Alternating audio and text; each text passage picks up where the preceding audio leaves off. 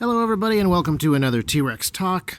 In this particular episode, we're going to talk about the war in Ukraine, because everybody is talking about the war in Ukraine. So, now in this particular episode, I want to talk about practical lessons that we can get from looking at the footage that's coming out of Ukraine, not the bigger, wider geopolitical stuff and picking sides and things like that, because that's what everybody's doing right now. I think it's a little bit premature. It's almost always very uninformed.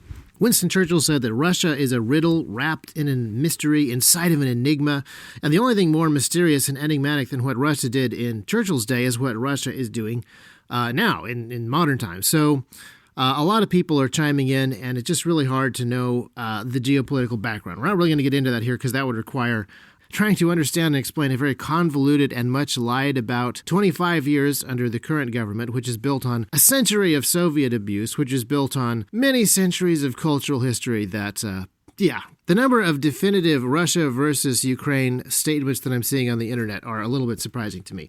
And also, the reaction is extremely weird. People who were last week itching for Texas to secede from the federal government and then fight it for all that it's worth are this week demanding that Ukraine surrender because Russia owns Ukraine.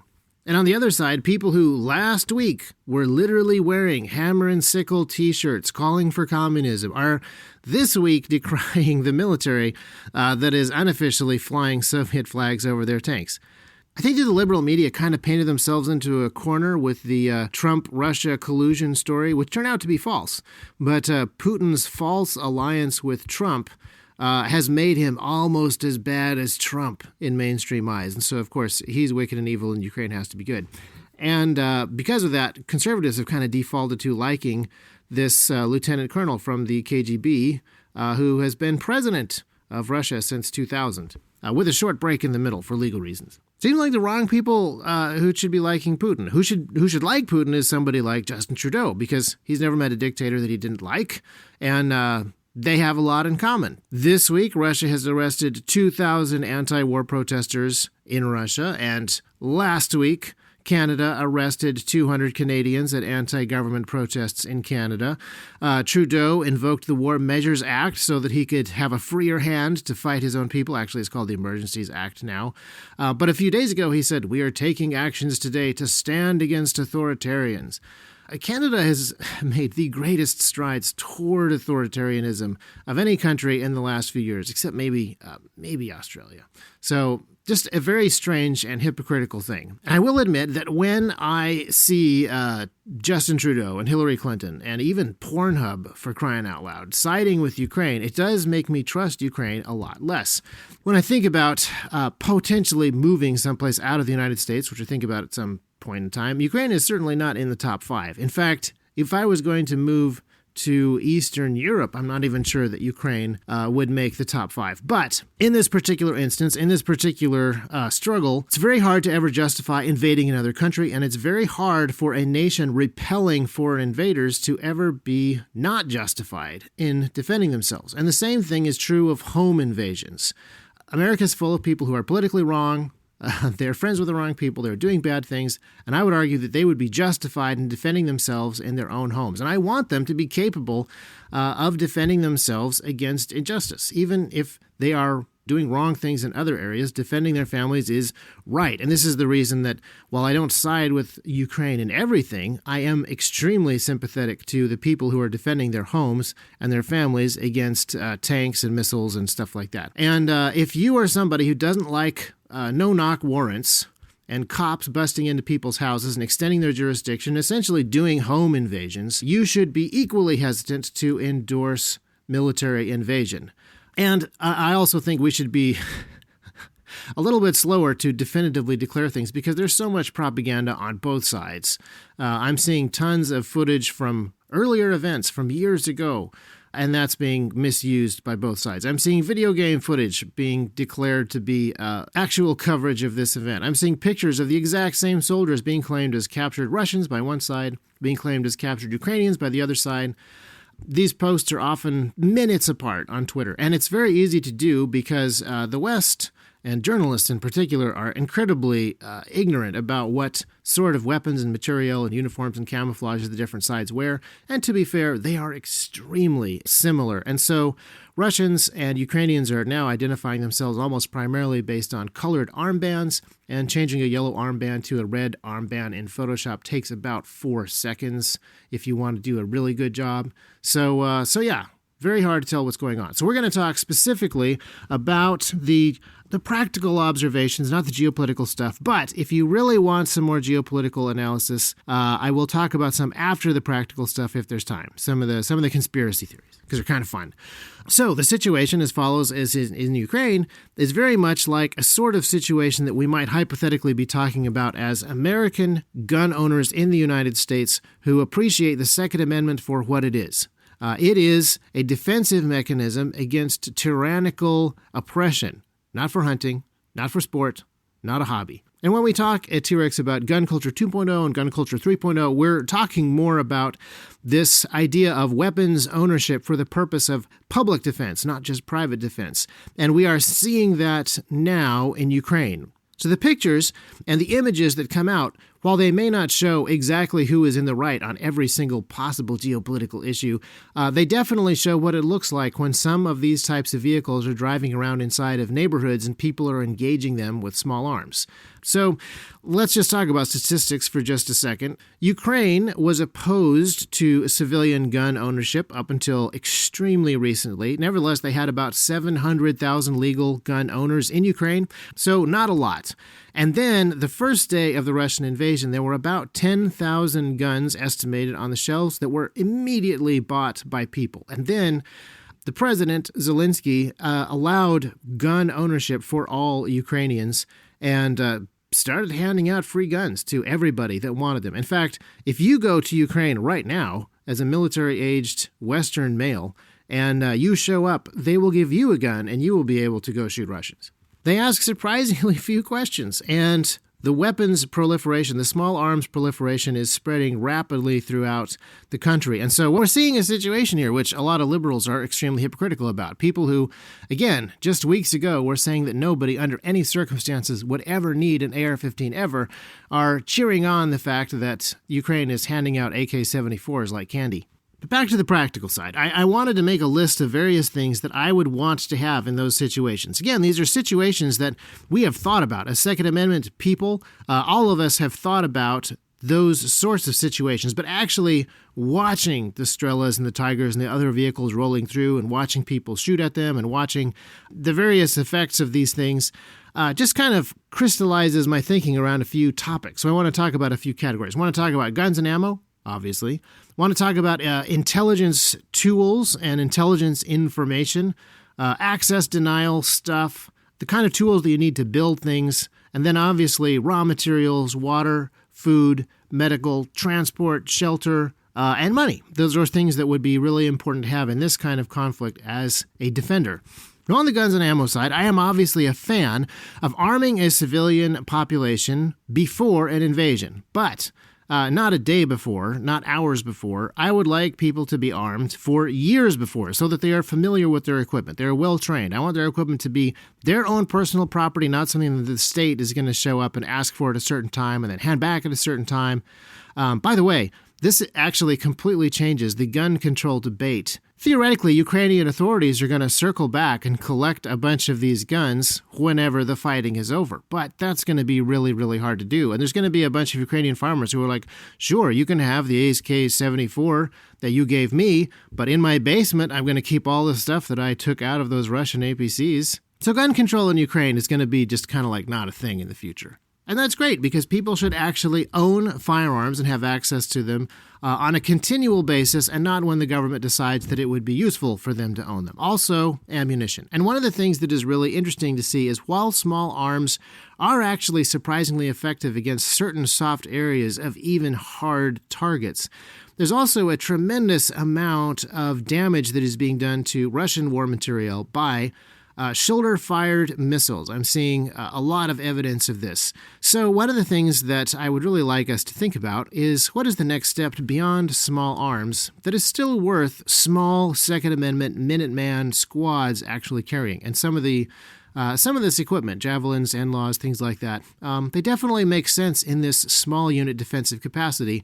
as we see that they actually have tremendous effect in this small unit defensive capacity. AT-4s, things with interchangeable ammunitions, multi-purpose ammunitions, and even improvised weapons like Molotov cocktails have their place and are really easy for partisans to put together.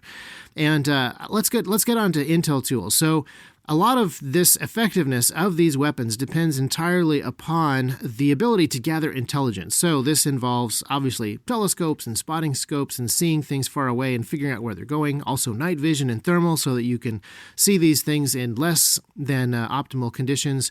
Radio receivers so that you can figure out where stuff is happening. Scanners so that you can figure out which frequencies are being used. The ability to direction find radio signals or listen to shortwave broadcasts from your own central command and control mechanism, whatever that is.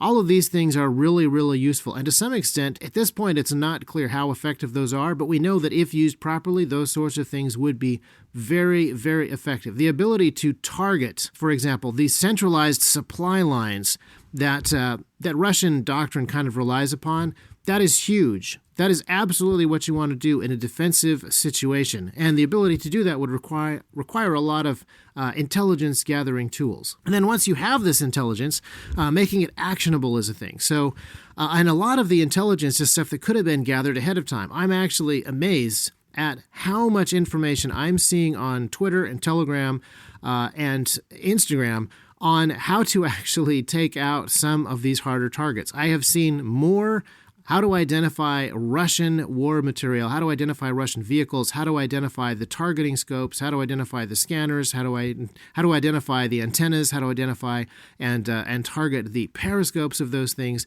specific sprockets to weaken the treads. I'm seeing a ton of this information, and this is all information that exists in books. Jane's guides and various other books have this information. I'm seeing this all over the internet now. It's very fortunate for the Ukrainians that two things have happened. Number one, they've managed to keep a lot of their infrastructure up and running, so a lot of their guys actually have internet. And then the other thing is, it's extremely fortunate to them that, generally speaking, the Western powers have been sympathetic to Ukraine because it has enabled their soldiers in the field and their civilians and their militias in the field to keep their phones on and have internet access and be able to do this sort of intelligence sharing. Now imagine if the internet providers were actually hostile to the Ukrainians in this situation. Twitter, Facebook, Instagram, the actual cell tower providers themselves, all of the people who are facilitating the spread and the sharing of this information would not only crack down on it, but they would use all the location data of the internet phones and devices. They would probably share that data directly with Russia. It would be really, really easy for the locations of these guys to be found. And there's a lot of OPSEC failure that is happening on both sides to where the exact locations of where people are broadcasting from, tweeting from, etc., are out in the wild and in the open and in the clear. And fortunately for the Ukrainians, in this situation, it's hard for the Russians to take advantage of that. But this is something that all of us should think about. If you don't have access to the internet, you need to have all of those equipment identification guides in hand ahead of time. You need to have figured out how you're going to attack the weak points in your enemy's strategy ahead of time. You need to figure out how to spread this throughout your forces without using devices that leak your location to the world every time that you do it. That's a really important thing. And obviously the Russians understand that because they're telling their soldiers to turn their phones off, leave their phones behind, leave their smartwatches behind, etc. To some extent that is working. To some extent that actually has hindered them in a bunch of ways. Next thing that I was thinking about a lot is access denial. So obviously the military way of doing this is with a lot of explosives and mines, blowing up bridges, making ways impassable with extremely powerful weapons that your average guy doesn't have, whether he's a Ukrainian or an American. But things like concertina wire being stretched across roadways, surprisingly useful for tangling up even tracked vehicles. It's not just for people. And then if you're in a rural area, this doesn't work so well in a lot of the cities where the fighting is happening. But if you're in a rural area, having a chainsaw that allows you to drop trees across roadways, that slows people down very effectively. So I've been thinking to myself, haven't bought any concertina wire in a while. Should probably get some more. Various tools I wish that I had. Watching video of Ukrainians build tank barricades with grinders and welders made me really want to get a plasma cutter and a really good welding setup. Now, if I go through the list of all the stuff that I wanted to own based on watching these things, I can't afford it, and neither can you, probably. But then I realized I don't really need to personally own this plasma cutter and this welding setup and all these grinders. There is a really good welding shop and fabricating shop just a couple of doors down from T-Rex in our industrial complex. And they know how to make tank barricades. I know this because they already made some tank barricades for T-Rex. So leaning on community resources is a great way to get some of these things done and figured out. Not every man needs to do every part of everything. This really does need to be a community response. And so knowing what tools exist in your community, especially the bigger and heavier and more expensive things, is more important than you trying to have them yourself and then hide them in a shed where nobody else in the community knows that you've got them. Raw materials are a really useful thing to have. Now, in Tennessee, the jungle eats everything, and it's wet and it's humid and everything rusts. It's very hard to keep certain raw materials around, but I have wanted to keep more stuff. When I was watching people throw Molotov cocktails at various vehicles, I was thinking to myself, I wish I had the 2 boxes of glass jars that I had been slowly accumulating and then threw away in the last move. Those would have been a handy thing to have in the shed. And again, I'm not planning to fight Russians myself. I'm not expecting that I get invaded by Russia anytime soon. But I sort of separated the things that I have collected over the years, and I'm not really a pack rat, into several categories. Things that would be useful in the future. And that's everything. Everything is potentially useful in the future. Things that would be hard to come by in an emergency. Yeah, and again, depending on the emergency, pretty much everything could be hard to come by. And then things that would be useful in an emergency and hard to come by in an emergency and worth keeping. That actually narrows it down a whole lot. And things like glass jars that I keep in the shed, those actually qualify in a thing that might be worth keeping around. Other stuff, not so much. Especially since there's a whole bunch of stuff that you absolutely do need to store. So water. Water is extremely important. Being able to store enough water that you have access to it quickly is extremely important. Everybody should be storing some water. But you need a lot more water than you can physically store, so you need a way to purify water. And you need to have a rough idea of what your water sources are going to be. The ones that are near your house. The ones that you actually are going to be able to have access to. And you also are going to need some food. Food should be stored, and like water, it would be great if you had the ability to renew your food stores, but that is a lot harder than renewing water, and it is you don't need quite as much food as water. So I currently have a fair amount of bulk food stored, and this isn't, again, because I think that Russia is going to invade anytime soon, but there's no reason not to buy food in bulk and to store it. And then if something happens where inflation couldn't possibly happen. But if inflation happened and food was more expensive, or maybe the largest exporter of wheat in the entire world, which happens to be Russia, is in the middle of fighting a war and there are economic sanctions and there's less wheat available on the market and prices go up, my buckets of wheat actually become more valuable to me. But that's the sort of thing that I think everybody should be thinking about. And one of the things that I was thinking, looking at some of the footage from Ukraine, is I actually wish that I had stored my wheat a little bit differently. What I have is these Mylar vacuum-packed bags, and they come in large and small sizes, like 3 to 5 gallons and 1 gallon. And generally speaking, I have the big bags inside of buckets. But I now wish that I had packaged everything in the smaller 1-gallon bags so that inside of each bucket would be several small vacuum-packed sealed Mylar bags, so that if I was divvying up this food, if I was sharing it with neighbors, for example, it would be a lot easier for me to give them 1 pound of wheat on a pretty regular basis. Or if I had to transport this stuff, I could throw 1 or 2 pounds here, 1 or 2 pounds there, as opposed to just having these much larger 25-pound buckets. So smaller and granular is going to be much easier for sharing and for transport, even though bigger is a lot easier when you're actually putting it into the buckets. So, just a thought that I had recently. And then medical stuff. Medical stuff is extremely important. Looking at the sort of thing that happened in a more kinetic emergency, you end up needing a fair amount of medical stuff. But it's more than just trauma stuff. thinking about what it would be like if we actually had to get out and do some of these Second Amendment related activities, Second Amendment adjacent activities. A lot of basic care stuff would be really important. And I would put even some hygiene stuff into this category of preventative medical stuff, so that we're not, we're not getting trench foot just because we're out doing recon.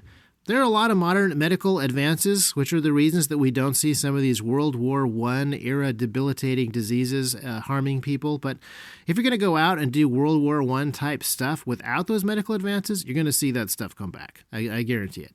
And transport. Transport is something that a lot of people should think about. I have four-wheel drive vehicle. Four-wheel drive vehicle, very useful for some of the situations that I'm seeing in Ukraine. But fuel is a problem. My four-wheel drive vehicles are not diesel, which makes fuel storage difficult. I don't really have a way to do long-term storage. Now, in the situation that we're seeing in Ukraine, the invaders have an advantage. They get to pick where they're going, and they kind of get to pick where the battlefields are. But the downside is they need a lot more supplies because they have to move a lot further. The defenders can be spread out and move less and use less fuel because they're traveling shorter distances. One of the things that I did notice looking at specific pieces of footage is I definitely need to get a winch for my vehicle. There's some tools that I want to keep in my car, and a winch is something that I definitely want to add. But one thing that I'm really glad that I have, and I don't use a ton right now, is my electric bicycle. I have an electric mountain bike, which is a really easy way to move myself and a very limited amount of gear around very quickly and quietly. And if I had about $150 worth of solar panels on the roof of my shed, I would be able to keep that electric bike charged even without any type of fuel access.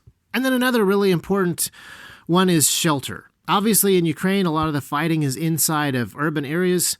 I live in a very rural area where things are very different. In either case, I would want to be able to move around and find safe places to be. And that's going to involve maps, knowledge of the area where you are operating in. In a rural area, I would want to have a lot of camping gear, better clothing, better boots, etc., things like that.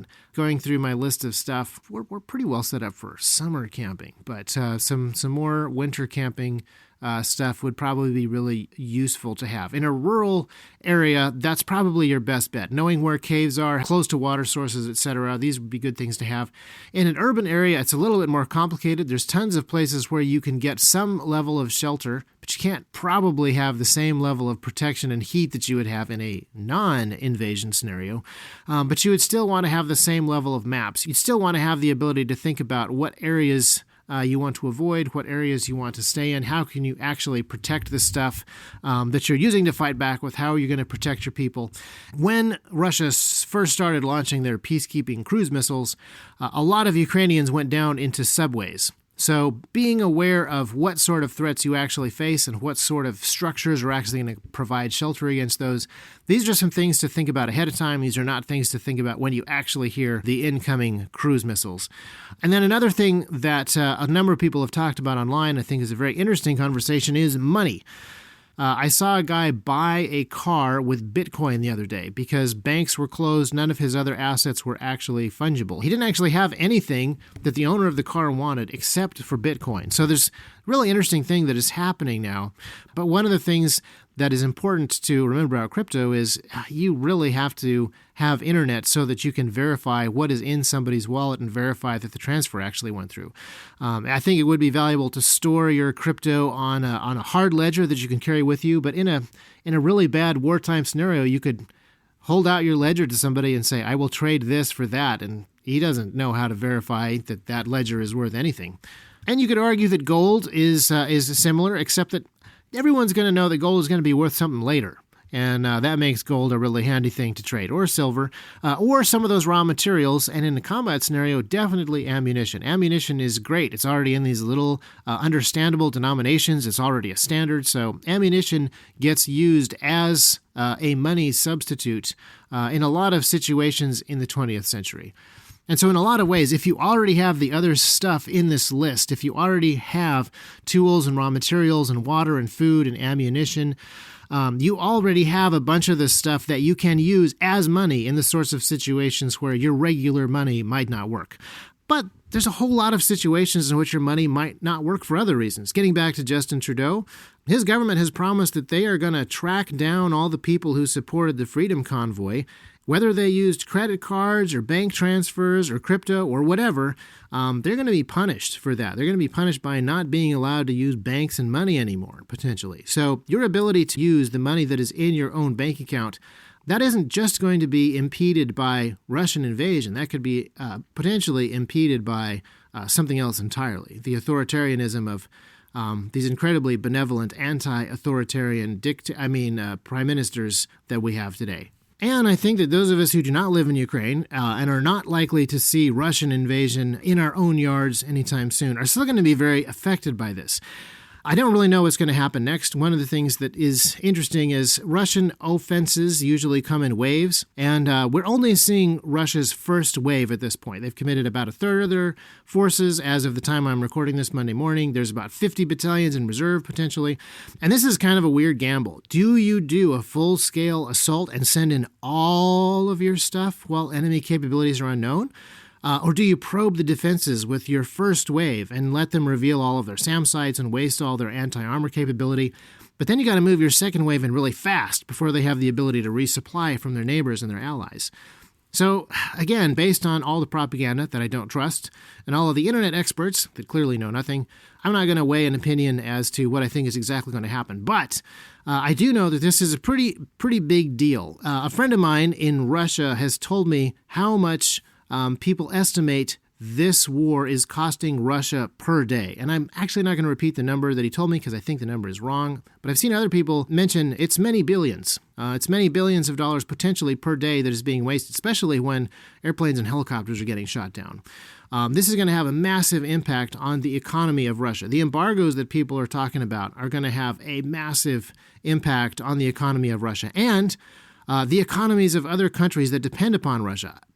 You may not realize this, but the EU gets half of its natural gas from Russia and 25% of its oil. It gets twice as much oil from Russia as from any other source. The EU is dependent upon Russia for about a third of its energy, and Russia is the largest exporter of steel and platinum and wheat and fertilizers, especially fertilizers being used throughout Europe. So regardless of who is triumphant, I think that this is going to be very, very hard for a lot of people and a lot of countries and a lot of economies. So now is probably a really good time for all of us to go over that list of things that would be useful to have during hard times and start accumulating some of those things or thinking really hard about who in our communities already has these things so that we just have a better idea of the sort of resources that we will have in the future when resources may be a little scarcer for one reason or another. So that's all that I'm going to say about that. That's as far as I'm going to go with drastic predictions and confident assertions of what is exactly going to happen. And I would say you should be incredibly skeptical of anybody who is making drastic assertions and confident descriptions of what is going to happen. I think you should gather information, but you should be very careful. You should be very hesitant to draw any real clear conclusions about stuff. But I will comment just now, because I said that he would, on a couple of the conspiracy theories. One of them that made the rounds pretty rapidly was that Russia was invading Ukraine because they were taking out these super sketchy American biolabs that were there. And like all good conspiracy theories, there's a grain of truth to this one, and that is that the United States gives $420 million to Ukraine every year in foreign aid. And most of that's military aid, but a lot of that does go to some medical programs. So these are not U.S. biolabs. This is money that does go to Ukrainian biolabs. And I actually think that the conspiracy that these are biological labs building chemical weapons for the Ukrainian invasion of Russia coming soon is actually far more sinister. I actually think that American lobbyists from pharmaceutical companies in the United States have lobbied for America to give this money to Ukraine and fund some of their medical laboratories because everyone knows that a publicly funded medical laboratory is going to be far less effective at generating the kind of medical products that will be a threat to American pharmaceutical companies on the free market. And bear in mind that we also give $270 million a year to Russia in foreign aid, which actually used to be $1.5 billion a year up until about 2008. And most of that money goes to Russian nuclear materials program. So if you are worried about the amount of money that we are giving to Ukraine that is going to their medical laboratories, we're giving almost the same amount to Russia's nuclear laboratories, just FYI. And then another great conspiracy theory, this is my favorite, is that Vladimir Zelensky, the president of Ukraine, is not actually a real politician, but he is an actor hired by the powers that be and placed there. And this is kind of funny because Vladimir Zelensky is one of the most famous actors in Eastern Europe. This is like saying that a conspiracy theory, a little-known conspiracy theory, is that Arnold Schwarzenegger, former governor of California, is secretly an actor. And the way that Zelensky got his fame and was elected to be president is actually kind of fascinating. He studied to be a lawyer, and then he went into media because he found law and politics really, really distasteful.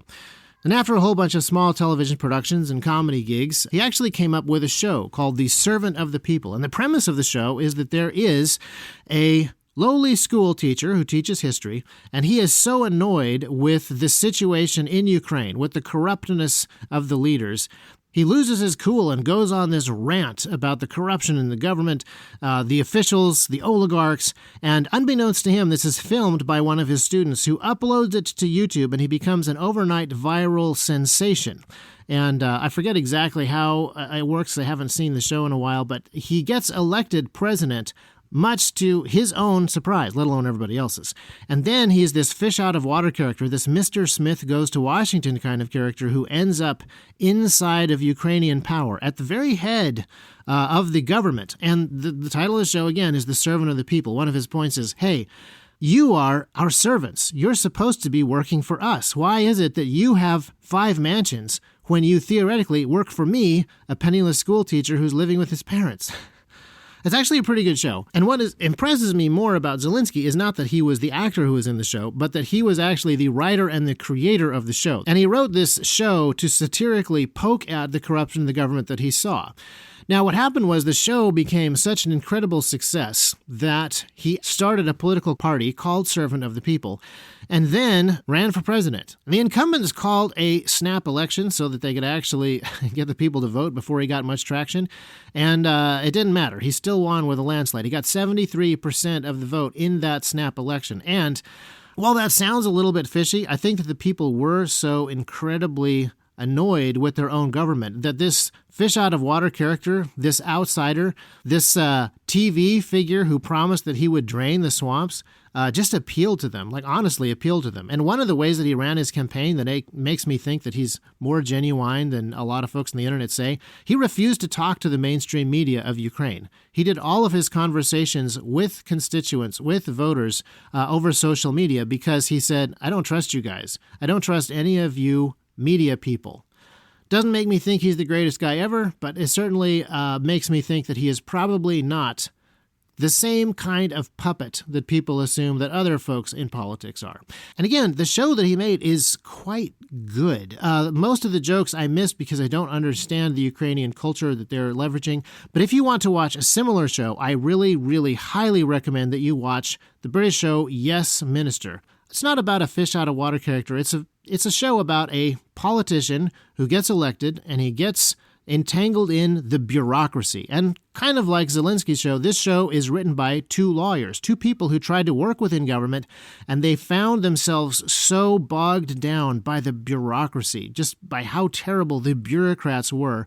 They left, they switched careers completely, and they ended up eventually writing a show lampooning bureaucrats called Yes, Minister. So all of those episodes are free on YouTube, I believe, in the same way that all of Servant of the People episodes are free on YouTube. I would say your homework assignment for this week is to go and watch a couple of episodes of Yes, Minister. I will link to some, and it is a fantastic show. I think the only reason that show actually got made was because it was produced during the Margaret Thatcher years.